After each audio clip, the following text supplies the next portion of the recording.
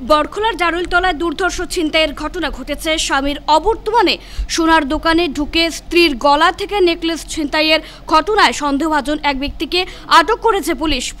দ্রুত ব্যক্তিকে টানা জিজ্ঞাসাবাদ চালিয়ে যাচ্ছে। জানা যায়, নম্বরবিহীন একটি মোটর সাইকেলে করে ছিনতাইকারীরা ক্রেতা সেজে এসে ওই মহিলার সোনার নেকলেস ছিনিয়ে নিয়ে যায়। ঘটনাটি ঘটে বরখোলার জারুলতলার চিন্ময় রোড এলাকায় একটি সোনার দোকানে।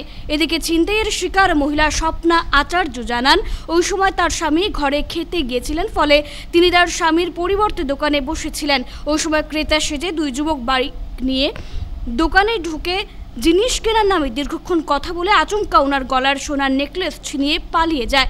এদিকে ঘটনার খবর পেয়ে পুলিশ তল্লাশি চালিয়ে সন্দেহজনক এক যুবককে আটক করতে সক্ষম হয় এবং ধৃতকে জোর জিজ্ঞাসাবাদ চালিয়ে যাচ্ছে পুলিশ।